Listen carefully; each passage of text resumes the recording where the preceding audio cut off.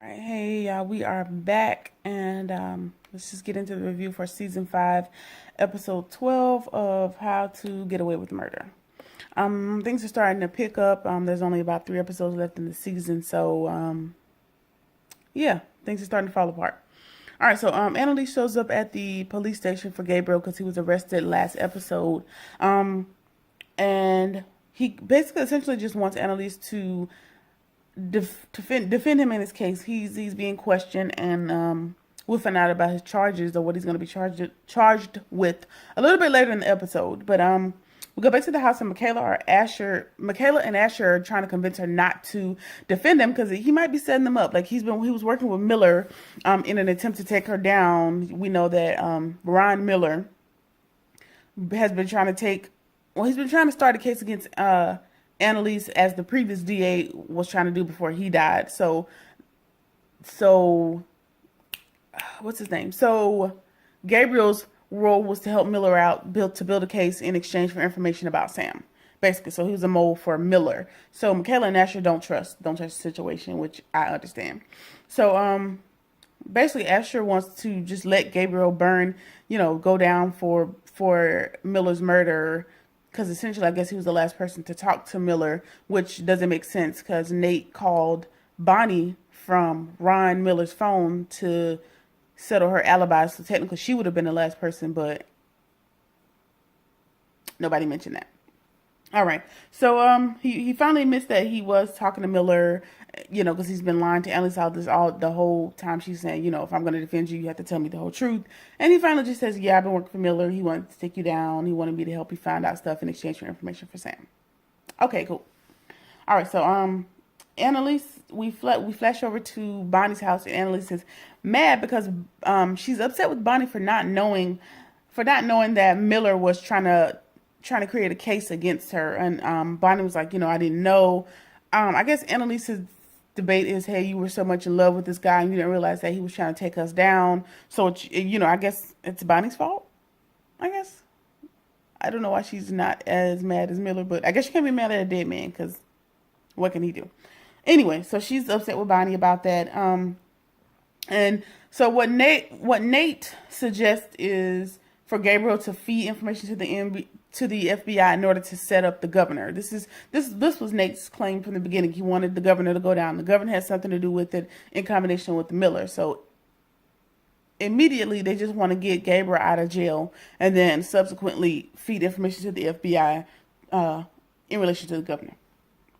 All right. So Tegan meets with the investigator, and the investigator is more interested in hearing about Annalise and what Tegan can find on Annalise as opposed to what Tegan wants to talk about, which I still am not sure what Tegan wanted to talk with the investigator about, but yeah. So she kind of feels played because the investigator only wants to talk about Annalise, not really about what Tegan's trying to talk about. So she's letting her know, hey, we defended you thus far. You've already helped us out with, setting Laurel's dad up and getting him in jail. You were the anonymous Jane Doe, which that Jane Doe is going to come back to haunt her. She was the Jane Doe in the case against Laurel's dad, and now they want her to essentially be the same in the case against Annalise. So that should be interesting considering Annalise and Tegan kind of hated each other for a while there. All right, moving on. So Annalise has agreed to represent Gabriel. She's eventually believed his story after he's confessed to everything about Miller. So she's questioned him about the fake IDs, and he says, the fake IDs for when I used to be at protests, I wouldn't give him my real information. That's what all that was about. So he's being arraigned on charges, and they're trying to say he violated the Patriot Act, which I don't know what the hell the Patriot Act is, and I'm not gonna bother looking it up. However, they did say essentially they're trying to charge him with acts of terrorism back when he was protesting the Ferguson cases back in 2014, if I'm not mistaken. The police began throwing tear gas at the protesters, and he threw it back. He had a hood on and a mask on his face, but I guess they eventually realized that was him. So that instead of charging him with assault or anything lower level, they're trying to charge him with an act of terrorism. So, where Annalise was prepared to defend him against a lesser charge, she was thrown off guard by the terrorism charge. So, yeah. So they set his bail at $1 million and dragged his butt out to jail. So it'll be interesting to see how he gets out of that bind. All right, so Frank has been able to find the phone number listings and every call that's been going in and out of Miller's burner phone. So he gave it to Nate, and they're just combing through, trying to track down some numbers, just to come up with something to see how Miller would tie back into the governor. So Gabriel, what is it? I don't know. I forgot what I was saying there. So Anna, he admits, he again admits his role. And Annalise asks him he admits that it was him.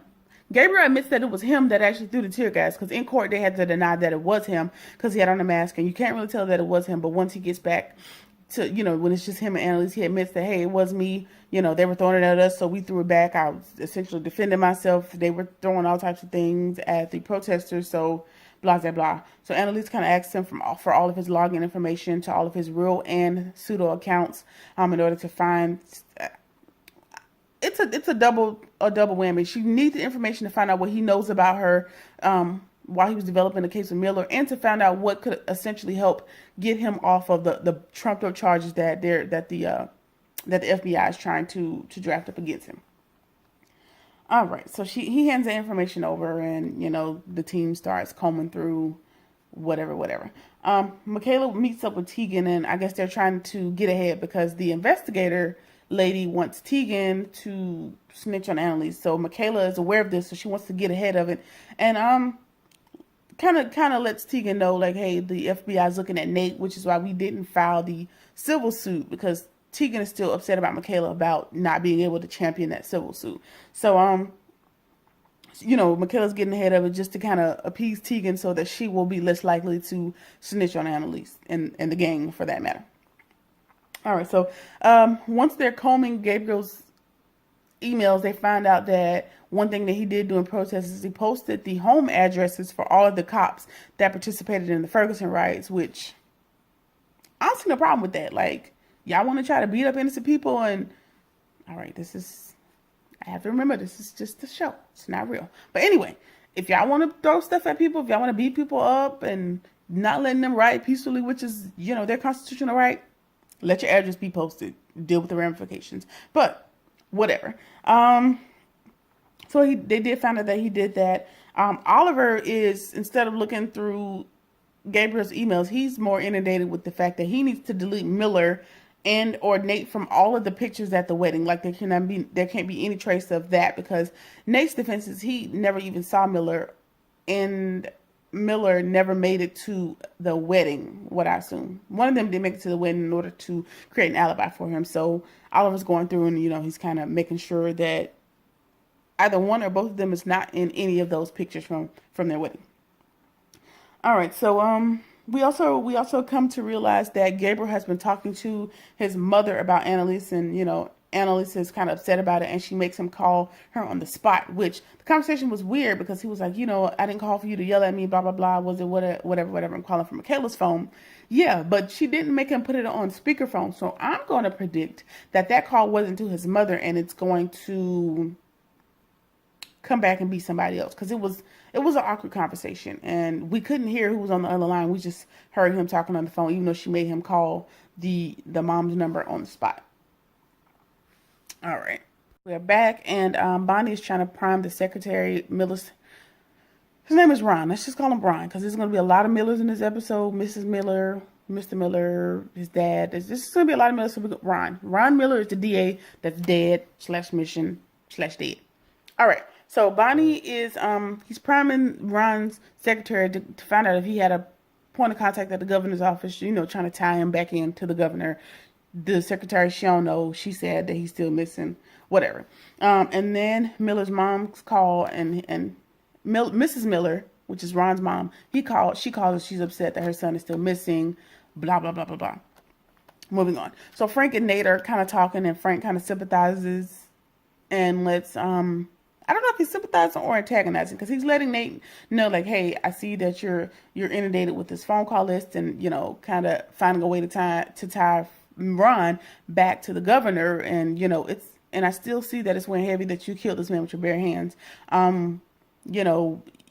I know we thought boxing would kind of tame this, but at a primitive level, people killed each other. People have been killing each other with their hands since the beginning of time. That was the gist of the conversation. I don't know if that was a motivational speech or get the hell over it speech, but shit was awkward. All right, moving on. All right, so Bonnie's sitting there and she's talking to Mrs. Miller, and of course she's sympathizing because this mom is hurting, but she still has to try to prime her as well for information about the governor's office. You know, hey, did he have a point of contact at the governor's office? And the mom, she don't damn know. She's just looking for her son. She need to find it. She's keeping hope alive. So she lets Mrs. Miller lets Bonnie know, like, hey, I know you guys had a fight the day of the wedding or the day before the wedding, whenever they had that fight, and he came over here and let me know like he had really messed up with you, and in an effort to fix it, he asked me for my engagement ring. And I was just wondering, did he propose to you? And Bonnie was like, no. So that definitely makes her feel even worse, because he didn't just have any old engagement ring. He got his mom's engagement ring and was going to ask Bonnie, but he got killed before he could ask. So, yeah. So, Mrs. Miller is also kind of living in a delusion because she thinks, hey, my son is going to come back. The Lord or whoever is not going to take him so soon after me losing my husband. So I guess she recently lost Mr. Miller, her husband, and now Ron is gone. So she's keeping hope alive that they'll all be together soon. Little does she know, your son been dead since the wedding, sis. So get prepared. So yeah. So the investigator lady shows up to question Gabe even more, and she finally brings up what Annalise and Gabe have been waiting on her to bring up. She brings up Sam, and her and Gabriel kind of get into this word match, like, hey, is this what you really want to talk about? It had nothing to do with Miller. And she's, basically saying, yes, we kind of want to take Annalise down. I don't know why she got her panties in a bunch about Annalise. I don't know what the history is there, but she offers him immunity in order for him to work for them in order to take down Annalise. So yet another campaign to take Annalise down. Nothing new. So, she tells him, either you cooperate or end up in jail, and he kind of wants to think about it. So, they disperse. And in the meantime, she calls Tegan and asks her, hey, do you have any more information on Annalise? I need you to hurry up. Let me know what I need to know. Whatever. So, Annalise's boss at the law firm, Crawford, he's at the law firm, and he's letting Annalise know, like, hey, you didn't even let me know that you were representing Gabriel, which I guess is outside of their law firm. She's taking like a pro bono case or whatever, and he's kind of in his feelings about it. But he has an idea to make up for it. He wants to make Gabriel's case this whole publicity stunt about the cops trying to take down this black activist and blah blah blah and whoop de whoop. And Annalise ain't going for it. She's like, no, we're not going to do that to him. If you want to help me, do nothing at all, basically. So she shut that down. All right, so Michaela decides that she knows a way to keep Tegan quiet. She has Oliver draft an email saying, hi, Jane Doe. So Jane Doe is Tegan's name when she was under Laurel's dad's case, and nobody knows that information. I don't know how they found it. Maybe Oliver hacked something, but they're going to send her an anonymous email from an encrypted email from Siberia somewhere in the internet that they're not going to be able to trace back to Annalise and her team. And that's basically an attempt to say, hey, we know who you are, shut your damn mouth. So Annalise agrees, and they send the email, and Tegan is spooked. So I guess she gonna shut the hell up. Moving on. So Frank is at Bonnie's, and her phone rings, and it's Mrs. Miller. And Mrs. Miller is sending her baby pictures of Ron. So Frank is like, that's not going to help you get better. There's nothing you can say to bring him back, and there's nothing you can say to make her feel better about him being gone. So leave it alone. Bonnie don't want to hear it. She's answering every time she's called. Miss Miller's calling. She's comforting her. She's, hanging out with the lady. She's just doing what's not going to help her heal, basically. Whatever. All right. So, Annalise is asking, she's at the arraignment for Gabriel. She's asking for the charges to be dismissed. Why? Because she thinks the cops, Gabriel has been very vocal about, police brutality. So we're going to go, and then the guy said, hey, the police are trying to sabotage him because he's spoken out about the mistreatment against black people. And Annalise lets her know that this is true because they decided the footage that Frank recorded when he implanted that camera in Gabriel's apartment, that they would play the footage in court under the guise that, hey, Gabriel was nervous about working with Miller, so he decided to record himself in the event that nothing happens. Now Gabriel don't know nothing about this camera, so he's looking around like, the fuck is going on here? And the kids in the background, the other students are like, just trust us on this one. So they actually show footage of when the FBI raided his apartment. They planted the mask on him that they say is the mask he wore when he threw the tear gas at the cops. So the opposition has no choice at this point but to drop the charges because they look like a fool because they were caught with their pants down, essentially. All right, we are back, and Gabriel gets off, and he should be grateful, that they used that footage to get him out of going to jail on terrorism charges, which, I'm assuming it holds a lot of time, and they were able to get him out of it. I mean, under the guise of admitting that they were watching and spying on him, but he was doing the same thing. He was working with Miller, spying on Annalise in order to develop a case to take her down. So we even Steven at this point, right? Right. So he's upset, and how do y'all feel about recording me? Y'all was recording me when I was taking a shower and doing this and blah, blah, blah. He's just going on and on and on. Whatever. So, Annalise's boss, Crawford, he's still taking it personal that Annalise didn't tell him anything about Gabriel's case, and, he wants her to tell him. So basically, I'm thinking he's playing Tegan and Annalise against each other because during this episode, he told both of them, hey, let me know if something seems out of the ordinary about the other. So he told Tegan that to tell him that about Annalise, and he told Annalise to tell him that about Tegan if the instance arises. And Annalise kind of speaks up for Tegan, letting her know, like, hey, she's had your back. She knew about your misconduct charge that was in the last episode. She knew about that way before I did, and I was the only person that threw it back in your face. So if anybody, if you should be mad at anybody, be mad at me. So she basically just, took one on the chin and defended Tegan, just to let him know, like, I'm not snitching on Tegan, and she probably not snitching on me. So, yeah. So after she leaves, the IT department calls and says that it's urgent, and that scene ends that way. All right, so Annalise is at Nate's, and they let her know that they were able to find a number on Miller's burner phone, and Miller had called the adoption lady. So if we can recall, years ago when she lost her son, she called an adoption lady to get information on whether she could adopt Wes. So that lets you know that Miller knew about the adoption, which means Miller is connected to the governor. Why? Because the governor knew about the adoption. So Miller was he wasn't completely innocent in this whole circle of events. Miller was in contact with the adoption lady, which means he fed the information to the governor, which means that he gave the adoption paperwork and everything to the governor, and they cannot say anything because if they say anything, that is going to directly tie them back to Sam's killer. Why? All right, bear with me. It's a lot. Miller is aware of the adoption. The governor is also aware of potential adoption of Wes. Wes is the person that eventually killed Sam. Well, Annalise was trying to adopt Wes when he was 13. However, he grew up to attend the college at 19, 20, 21 and still ended up killing Sam. So they can't say anything about Miller knowing the governor and feeding the government information without also admitting that they knew something about Wes being Sam's killer. Follow me? I'm confused too, but it's going to make sense one day.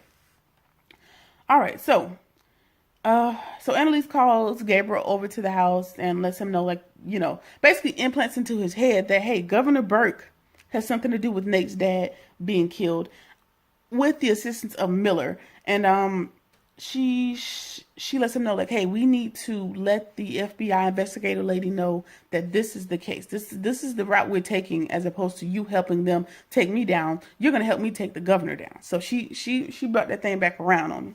So moving on, and the gang, the team of students, they're back at the house and they're deleting all the photos of Miller and Nate that were at the wedding. And, everybody thinks that the coast is clear. And, that's a sigh of relief. There's no evidence that Nate was there, that he knew anything. Boom, his alibi stands up. So, yeah. So Annalise lets Gabriel know that Sam was initially against the adoption of West, and West eventually ended up killing Sam, and um, just letting her know everything about how West ended up killing Sam, and how the governor and Miller comes into play. So Gabe kind of goes back to the investigator and lets her know, like, hey, I've thought about it. I'm really afraid. I really want immunity. And he claims that Miller told him something, and lets him know that. Okay, so Gabriel goes to the investigator and lets him know, like, I'm afraid of somebody, so I need complete immunity. I need protection. But I heard Miller talking to somebody, and her name was Lynn. Well, Lynn is the governor's first name. So Gabriel's acting like he doesn't know. And he lets him know, like, Miller told him about the adoption, which Miller didn't. It was Annalise. But so now he's implanted into the FBI agent's head, like, hey, the governor actually has more to do with Miller coming up missing, and Nate's dad ending up dead. So he's kind of taken the pressure off Annalise and the team and redirected it back to the governor, under the guise that he's afraid of the governor.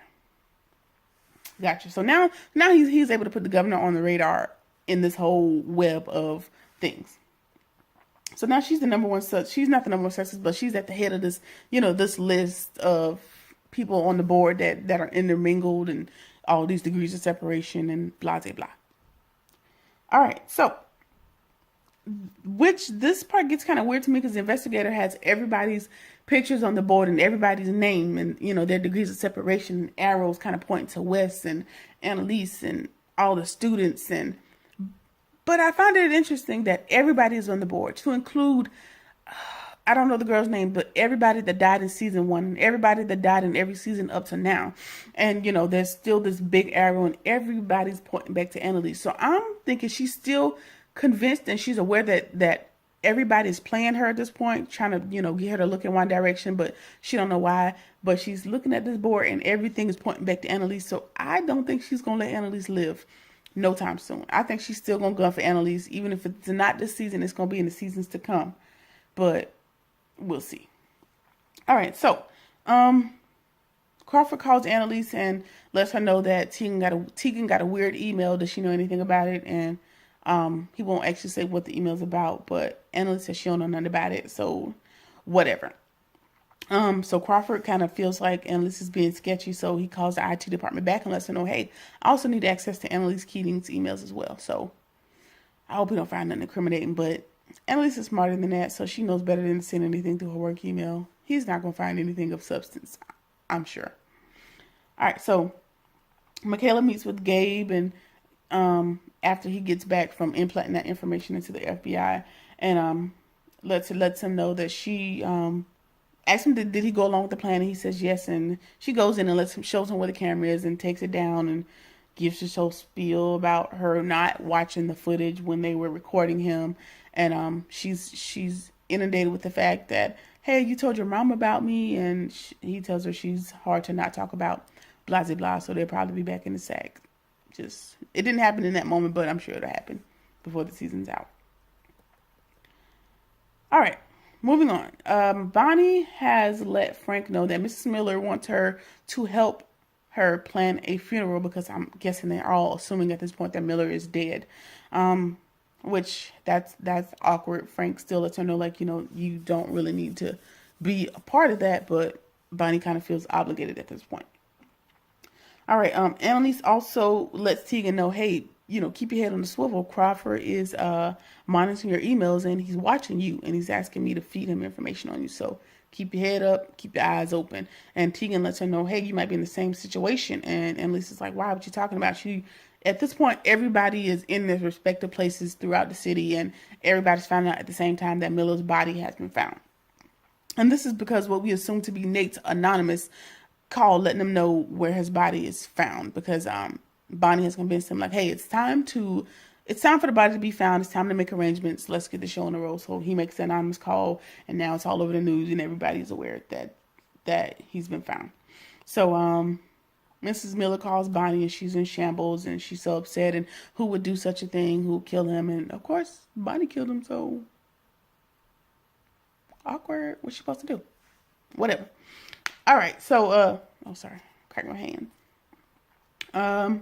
So the investigators, the news also says that the investigators are headed to the governor's house and they're investigating her. So again, the attention is diverted.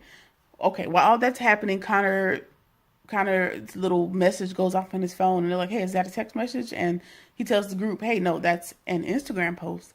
And the Instagram post is a photo he was tagged in, and the photo he was tagged in was of Connor. Remember him and Connor's mom hooked up, and he was his face was in the place, if you know what I mean, at the wedding. Well, I guess they got really cozy at the wedding, and they took a picture, and in the background of said picture, so Connor and Ash are in the foreground, smiling, cheesing. However, in the background of that picture is Nate and Miller. And Connor's mom posted this picture to Instagram and tagged Connor. So Nate's alibi is going to go out the damn window. The group is going to be back on the radar. Annalise is going to be back on the hot seat. So next episode is going to be very interesting. Again, I try to condense my notes, but it's so much to say. There's a lot of jumping around. There's a lot of foreshadowing. There's a lot of jumping back. So I hope this review makes sense. And I'm looking forward to the next 3 episodes. So see y'all same time, same place.